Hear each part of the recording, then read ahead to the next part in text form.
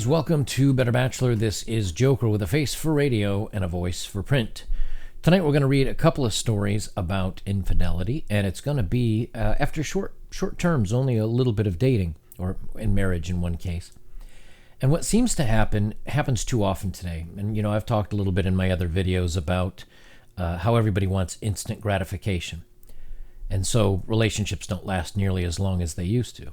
But something else that's been a real thing for a very long time is butterflies. Women like to feel butterflies. They like to feel the excitement, the rush, the danger, the challenge, learning somebody new, and all the fun things that go along with a new relationship. But what happens after that fades? It can fade anywhere between 6 months and 2 years is usually when the butterflies fade and everything goes away. That's really when true love is supposed to kind of carry you on throughout after that. Unfortunately, it seems that's not enough anymore. So the first story here I found on Reddit was posted about 14 hours ago, and it says, "Breaking up with my boyfriend, I think. I just don't have anyone I can really tell the whole truth to and get some feedback. I don't know what feedback I'm looking for. I just feel like I can't navigate this on my own anymore. I keep making all the wrong choices. I'm 27. My boyfriend and I have been dating 2 years. He's lived with me. I own my own condo for a year. No mixed finances, no kids." That's good to begin with. "I started cheating physically 3 months ago and emotionally 6 months ago. They've been together 2 years, so that's, 18 months they were together before that happened. It's not my first time. I also cheated on my only other long-term relationship of 3 years. That was 4 years ago, so that makes her 20 when that happened. I really thought I would never do it again. He was a contractor, so he was gone out of state a lot. I didn't feel bored, just lonely when he was away. That's what I believe is why I cheated. My partner this first time was just a warm body when my significant other was gone. I never lost affection for my significant other. So even though she cared for him, and he did nothing wrong, he just worked a lot, a warm body was reason enough just to cheat. Just something to do, someone else, someone to be near, something warm. She could have perhaps, I'd say, maybe gotten a dog or a pet. Back to my current situation.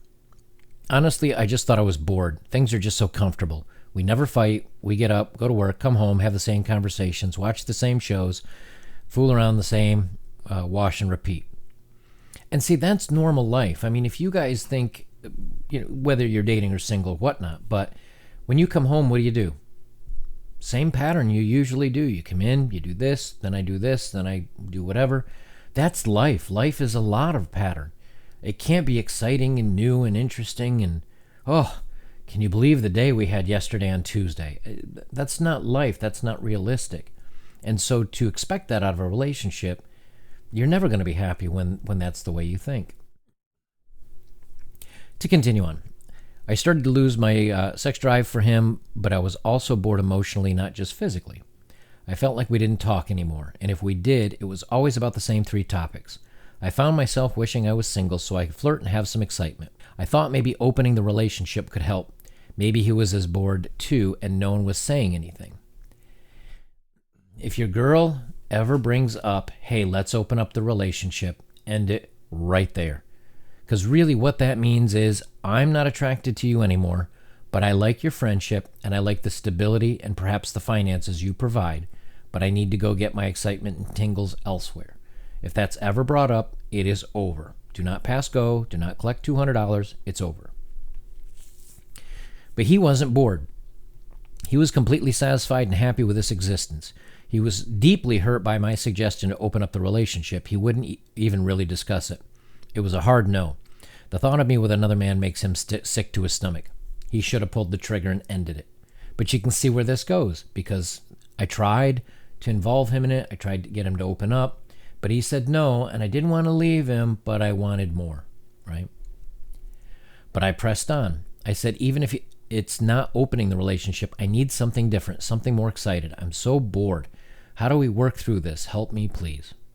His response, I can't help you. You want someone different, and I can't be a different person, and then basically had a panic attack. Cried for 45 minutes. That's it. It's over. It's dead. No matter what happens after this point, you are done, my friend. You cannot open up emotionally like that to anyone. Well, maybe your mates, but not for 45 minutes. And you do that in front of a woman, done. Sahara Desert, dry as the sand. Why are you doing this to me? Why does this always have to happen to me? Poor chap, he's dead and he doesn't even know it yet. I love him, and it hurts so much seeing this reaction. I didn't quite expect it, so I just held him and kept telling him everything was going to be okay until he calmed down. I decided then that I would stay. That needing excitement was selfish, and if I loved him, I'd figured, so I'd try. It's done. It's done, I'm telling you.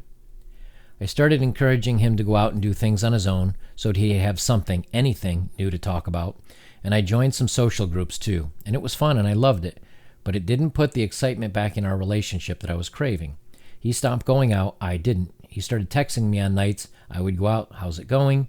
When are you coming home? Soon? Needy. It's like this guy read the playbook of how to be a successful guy and then did everything the opposite that he could have. He couldn't have chased her off any harder. He didn't like being home alone, and I felt bad, so I stopped going to my things. I started reading erotica and watching more adult stuff, trying to find my drive, but nothing helped. I lost all desire for him at that point. That's the crying and the neediness. But I still loved him. He still treated me well and always put me first. He was responsible and reliable and kind. We had a history, and the thought of leaving him hurt and made me cry. So that meant I should leave, right? What can you say? You can be the nice guy, you can be the provider, you can be a friend, someone they care about, someone that she even loves. But if there aren't the tingles, if there aren't the butterflies, if there isn't a risk, if there isn't danger, you're out. You're nexted. It's over.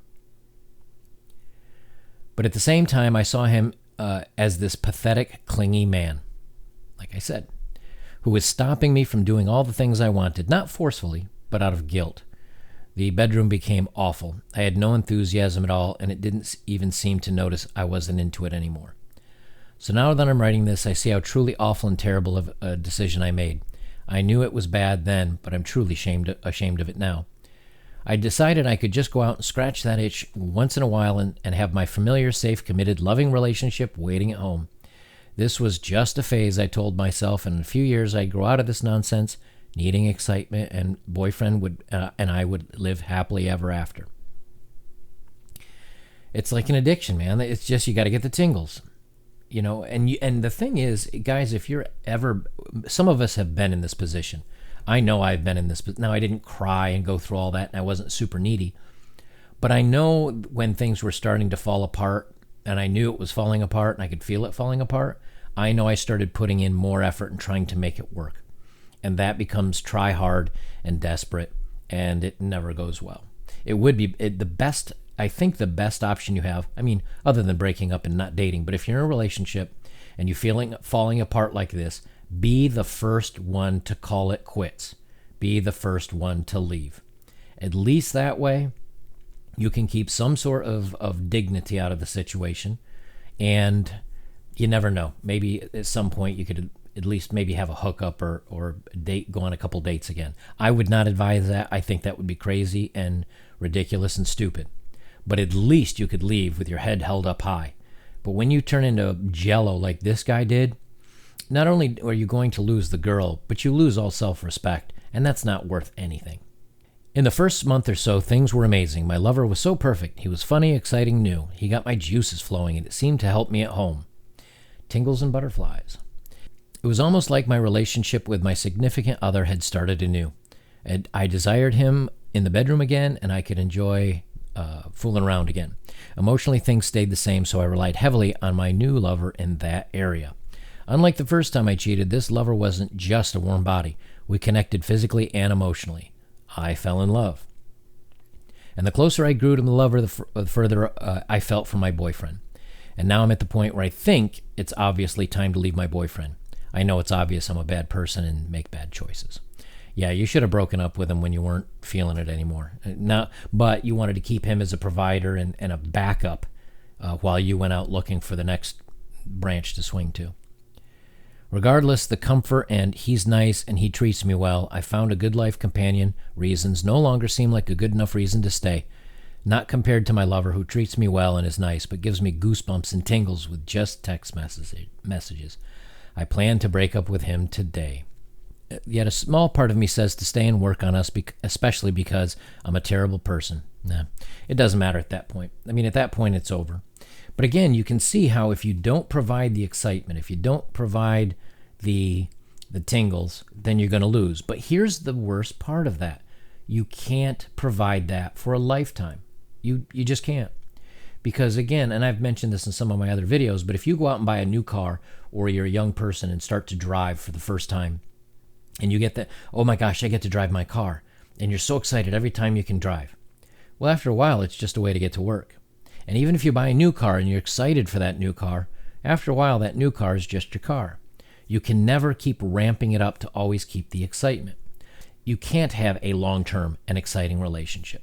The only way you can do it, if you want excitement and you want to keep her excited all the time, is to keep it to short-term, usually 3 to 6 months. After that, when things start kind of getting into a settled place, you need to break it off. But before you get in that relationship, you also need to tell them, hey, I'm not into anything serious. I'm just casual, or casual midterm, whatever you want to call it. But lay it out before you get into the relationship, and that way if it goes south, the blame can't be put on you. The second story here that I wanted to talk about, and this one's much shorter. It's the moment our marriage was over, I had to tell him I loved somebody else. So, and I'll go past the preamble here and get right to the meat of the story, but imagine you're newly coupled. Imagine you're a newly married couple. How long do you think it's going to last? The 7-year itch is quite common. Let's read through and we'll talk about this one. We fell in love at age 22, got engaged at age 25, and were married at 26, so together 4 years up to that point. For someone who didn't have much relationship experience before we met, I was very confident in what we had. Now that could mean she either didn't date much, or she was very active in the market and went on many short-term dates, having a little bit too much fun. She doesn't really say. Like most young married couples, we had big plans and we encouraged each other to work hard so we could make it all happen. Traveling the world, having kids, buying a house, the usual. So when we both got new jobs in September, we thought we were going towards our goals. More money, more opportunities, etc. I didn't know when I walked into that big new office building to start the next phase of my life that it would be the beginning of the end of my marriage. Now, she said they had been married they were together 4 years. They were married, engaged at 25, married at 26. Okay, this is what I was looking for. The perfect next step for our second year of marriage. So they've been married 2 years now. Now they've been together a total of 6, right? So she walks into her new office. Following Monday, there he was, handsome Spanish and with a cute accent. Despite the initial attraction, I left it at that. We were both married. He's 8 years older and much more senior than me. Things changed 264 days later. Now, obviously, she must care about him if she remembers specifics like this. I offered him a ride home after a long day of off-site meetings, and he asked me out for a drink before I dropped him off. Since she offered him a ride, she initiated it, in my mind. Now, of course, he reciprocated by asking for a drink. She could have said no, and there wouldn't have been the opportunity. But she knew what she was doing when she offered him a ride many steps further. I'm sure it can be assumed by now that I said yes. With a beer in each of our hands, he leaned over the table and kissed me for the first time. I felt guilty when I got home and got into bed with my husband, who was sound asleep, but at the same time I couldn't stop thinking about what had happened and how nervous and excited I was to start the next day. There's the butterflies. There's the feels. From there, things moved so quickly, we took advantage of every moment we could together, sneaking around, tweaking stories, lying to our spouses. That part sucked. But I kept convincing myself that this little adventure of mine would blow over and things would go back to normal. I thought I'd snap out of it. Well, let's say you did snap out of it. What then? You just go on and never admit it happened and you live the rest of your lives happily? I bet that happens to a lot of people. And how many guys are laying in bed next to their wives not knowing that, 20, 30 minutes later what she was up to, right? And that worry or that thought alone is enough to keep me single. Honestly, I don't think I would be of sound mind trying to have the trust to know that I've dated some women, and they were very sneaky, and they were very good. And I didn't find out months and months and months till after the fact. And I kept my eye out for it. Now I wasn't completely red-pilled at the time. I was a little bit purple. I was kind of in between, knowing what to look out for and what red flags to look out for. But nonetheless, completely under my radar. I was completely fooled. I didn't snap out of it. I couldn't. And frankly, I got to the point where I didn't want to. It was terrifying, and I was losing control. We said I love you after less than 3 weeks. So the 6 years that she was with him, married 4, or dating 4, and now married 2, 6 years, down the toilet after 9 months working with a guy and 3 weeks fooling around with him. All the love, care, attention, the extra hours he might have worked, planning to build a home, making a wonderful life for them. And I assume she was doing the same, but nonetheless, the husband was completely blind to all of this. And all the work he did to create this lovely, beautiful life for her, thrown away in 3 weeks of sneaking around because of the butterflies and the excitement. So we said I love you after less than 3 weeks. It was no longer a situation that I could walk away from. It wasn't going to blow over. I came to the point where I realized I had to decide between him and my husband. I had to stop being afraid and admit to myself that I was more afraid of losing him, the new boyfriend. With that admission, I knew I had to tell the love of my life, the most important person to me, the person who had given me everything, that I loved somebody else. Now listen to this again, and this tells you how much women chase emotion and not logic. With that admission, I knew I had to tell the love of my life. It's not the love of your life if you're doing this to him, that you're cheating on him, that you're breaking it off. The most important person to me, the person who would have given me everything, that I love somebody else. She says it right there. The most important person to me, the person that would have given me everything, the person that's the love of my life, it's over. Because tingles and 3 weeks. You can never win this game, gentlemen. You can never, ever win this game. And I know there are married people that comment in here and that they say, I've been married 20 years, and I hope I wish you all the best, and I hope you continue to have a lifetime of happiness. I really do. But when I see things like this, and I read other stories that maybe the scenario is a little bit different, where I've read some that are really, really crazy, where the woman has gone completely nuts behind his back and had dozen other partners, that they go back and I got it out of my system, and now I could love my husband for the rest of our lives together. And knowing if the guy knew what his wife had done, there wouldn't have been a prayer for any type of relationship. So with the sneakiness and the hiding and everything else, and some of them are really, really good. And not to say that men don't do this too. I got a couple of guys that I know of, that I've been friends with in the last 25, 30 years, that have done things like this too, and they can be just as sneaky. But usually the differences are, men will usually step away from their marriage for one of 2 reasons. Number 1, the bedroom's dead. There's no chance of resuscitating it, and she's not interested in trying to resuscitate it, bring it back to life. If that doesn't happen, he's basically now married without getting to fool around ever. Number 2, the other reason, is because he meets someone that's much younger, more attractive, and she has the tingles, and he's the exciting guy to her. And so he may quickly fall in love because of the physicality and the youth and how much he feels appreciated. But women, I've seen women do this in these articles that I've read. And again, I don't read a lot of articles about the guys doing it, so I am one-sided here. But I read articles about women doing this because of tingles, because he was dangerous, because it was risky, because he was incredibly handsome, because he was, masculine and he was at the gym, because they were bored, because they felt neglected, as we read before, because they needed a warm body and he was gone a lot.